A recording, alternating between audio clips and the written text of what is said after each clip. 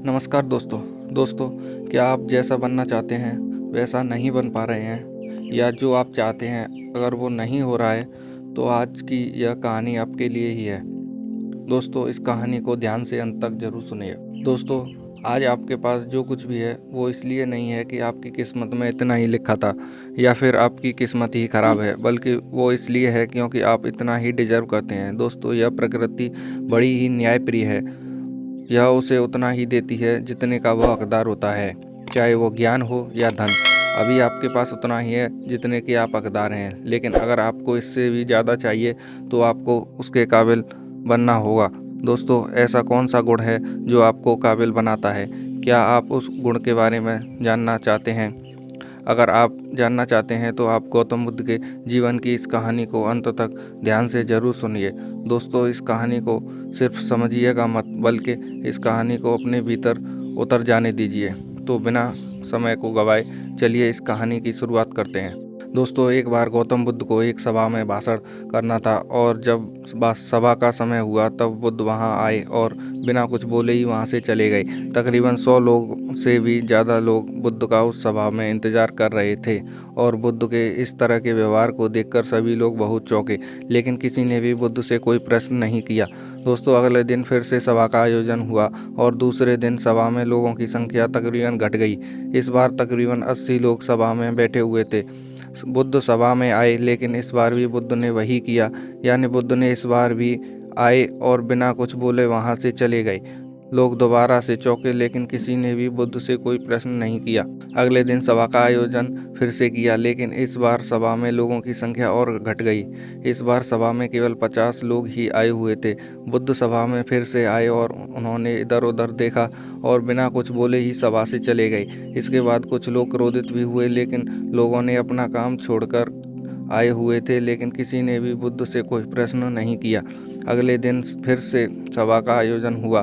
दोस्तों, आप लोग जो इस कहानी को पढ़ रहे हैं, आप में से भी कुछ लोग मन ही मन यह कह रहे होंगे कि अरे कितनी बार सभा का आयोजन होगा, और आप लोगों को भी इस कहानी को सुनते वक्त इरिटेट होना शुरू हुआ होगा। और जिन जिन लोगों को भी अभी इरिटेट होनी शुरू हो गई है, उन लोगों को तो यह कहानी बड़े ध्यान से सुनकर समझना चाहिए, क्योंकि यह कहानी आपके लिए ही है। अगले दिन फिर से सभा का आयोजन हुआ, लेकिन इस बार सभा की संख्या और घट गई थी, यानी इस बार सभा में सिर्फ 30 लोग ही थे।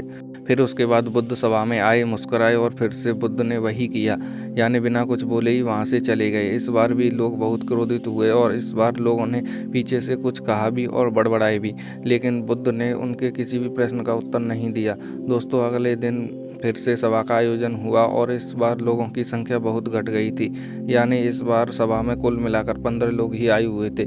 इस बार भी बुद्ध सभा में आए, लेकिन इस बार बुद्ध अपना आसन ग्रहण कर लेते हैं। फिर बुद्ध बोले, और बुद्ध ने उन 15 लोगों को उपदेश दिया, और वे 15 लोग ही बुद्ध के भिक्षु बन गए। और आगे चलकर उन 15 लोगों ने ही बुद्ध के ज्ञान को अलग अलग दिशाओं में फैला दिया। फिर एक दिन बुद्ध से किसी ने पूछा कि बुद्ध, आप कई दिनों तक बिना बोले ही सभा से क्यों चले जाते थे? फिर बुद्ध कहते हैं कि मैं उन लोगों को खोज रहा था जो लायक थे, यानी कि पहले दिन 100 से भी ज़्यादा लोग आए हुए थे, उसमें से ज़्यादातर लोग सिर्फ आए हुए थे। उन्हें मेरे उपदेश से कोई भी मतलब नहीं था, वे बस आ गए थे। और उसमें से ज़्यादातर लोग सिर्फ देखने और सुनने आए हुए थे कि सभा में क्या होता है। वे मेरे काम के लोग नहीं थे, क्योंकि वे लोग मेरे ज्ञान को औरों तक नहीं पहुंचा सकते थे। मुझे तो उन लोगों की खोज थी जो मेरे ज्ञान को जन जन तक पहुंचा सके। कई दिनों तक सभा से बिना बोले ही मैं इसलिए चला गया, क्योंकि मैं यह देखना चाहता था कि वे कौन लोग हैं जिनके भीतर वास्तव में प्यास है।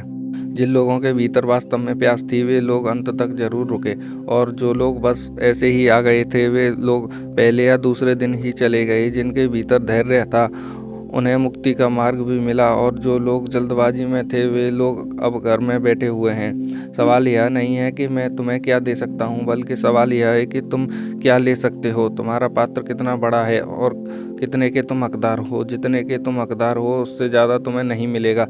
फिर वह व्यक्ति बुद्ध से पूछता है कि बुद्ध, लायक कैसे बने? फिर बुद्ध कहते हैं कि धैर्य के द्वारा। जिस व्यक्ति के अंदर धैर्य है, वह अपने जीवन में कुछ भी पा सकता है। सभा में जितने भी लोग आए हुए थे, उसमें से अंत तक वही रुके जिनके अंदर धैर्य था। चाहे तुम्हारे जीवन में तुम्हारा लक्ष्य जो कुछ भी हो, लेकिन तुम बिना धैर्य के सफलता के चरम तक नहीं पहुंच सकते। फिर वह व्यक्ति बुद्ध से पूछता है कि कोई व्यक्ति अपने भीतर के धैर्य को कैसे बढ़ाए। बुद्ध कहते हैं कि निरंतर अभ्यास के द्वारा हम अपने भीतर के धैर्य को बढ़ा सकते हैं। जैसे कोई व्यक्ति जब ध्यान करना शुरू कर देता है तो उसका मन उसके सामने कई सारी अड़चनें लाता है, लेकिन उसका धैर्य उसे एक दिन उसके लक्ष्य तक पहुंचा देता है। फिर वह व्यक्ति बुद्ध से कहता है कि मैं समझ गया बुद्ध, मैं समझ गया, यानी मुझे धैर्य के साथ निरंतर अभ्यास करने की आवश्यकता है। दोस्तों, जब आपको समझ आ गया कि आपके पास वो क्यों नहीं है जो आप पाना चाहते हैं, क्योंकि आप उसके लायक नहीं हैं। आप लायक तभी बनेंगे जब आप अपने भीतर धैर्य को बढ़ाएंगे। और धैर्य कैसे बढ़ेगा? धैर्य निरंतर अभ्यास के द्वारा। और अभ्यास कौन करेगा? अभ्यास करेंगे आप। तो फिर करते क्यों नहीं है? दोस्तों, खुद से ईमानदारी के साथ एक प्रश्न जरूर पूछिए कि जो आप भविष्य में बनना चाहते हैं उसके लिए क्या आप धैर्य के साथ कर्म कर रहे हैं। दोस्तों, अगर उसका उत्तर नहीं है तो अपनी असफलताओं के लिए जिम्मेदार आप खुद होंगे। दोस्तों, आज की यह गौतम बुद्ध की कहानी आपको पसंद आई हो तो नीचे कमेंट में यस जरूर लिखें, और उसके साथ ही इस कहानी को अपने दोस्तों के साथ शेयर करना ना भूलें।